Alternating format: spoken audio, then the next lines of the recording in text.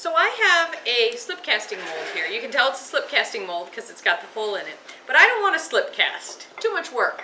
I'm going to use a slab, or actually I've just got a little pinch form that I've got here, and I'm going to press mold with this. Now this is a fairly simple mold on this side, but it's got some texture and stuff that I want to capture over here. So I want to make sure that my, my surface that I'm pressing into here is fairly smooth. I'm going to use a rib, and I'm going to smooth out the surface of this clay that I've pressed. It's essentially a little slab. The difference is that instead of taking a slab and rolling it on the slab roller, I've sort of rounded it a little bit so that it's going to shape into the shape of this mold. I'm going to then press it in here, and depending on how deep your mold is or how thick your slab is, you can sometimes get away with having the slab sort of deform as you press it into there. So it's deeper in here, I'm pushing harder, but my slab is thick enough that I have room for it to press without popping through the slab. So I'm just checking with my fingers that I've reached the depth that I need to all the way around. And then I'm going to take off this extra clay. I sometimes just grab it off this way. You can also use a, not a metal knife preferably, but a rubber or plastic or wood knife, something that's not going to gouge the plaster. And you can take some of that clay off. I had a little bit of a thin spot, so I put some of that clay right back on after I took it off.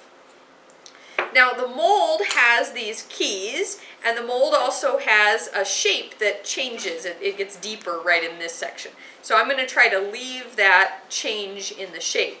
Now because this is a slip casting mold, it's got a gap here, this hole, and that I'm just going to kind of fill in as best I can.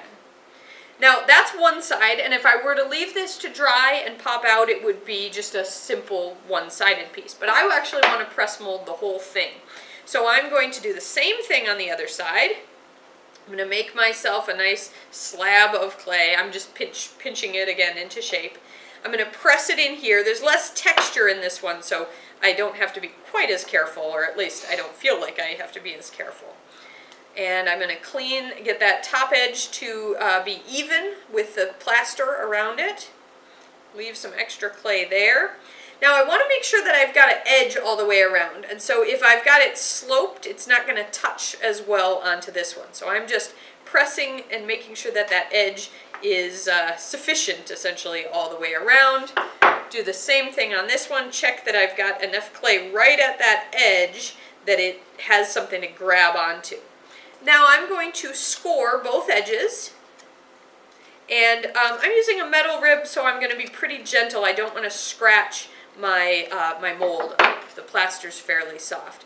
I could also use a comb, which like a plastic comb, and then it wouldn't it wouldn't be scratching on the surface as much. So I've scratched that all the way around. I've got a little bit of slip here. This is thicker slip, not casting slip. This is, you know, the kind we use for attachments. I'm going to add a little bit of slip. I'm not as worried if the slip overflows the edges because it's fairly thin, and I like there to be enough clay, enough wet clay in the form of slip that these two will hold on to each other. Now I'm going to line up this mold with those keys and compress it together. Now this is going to dry a lot faster because I'm working faster than the liquid clay, than the slip casting, because this clay doesn't have as much to dry. But the principle is the same. I have the plaster mold that's going to soak up some of the water. As it soaks up the water from the clay is going to shrink and dry. It's the same principle that makes stamps work, right? These are bisqueware stamps that people have carved out of clay, and or sprigs, because the clay is dry and the ceramic is porous, then I'm going to be able to pop this little sprig out of here the same way as in a little bit I'm going to be able to pop this out of here. I usually leave these maybe 5 or 10 minutes so they have a chance to really stick together. So I'm going to let that sit, and we'll open it up in a little bit. Thanks.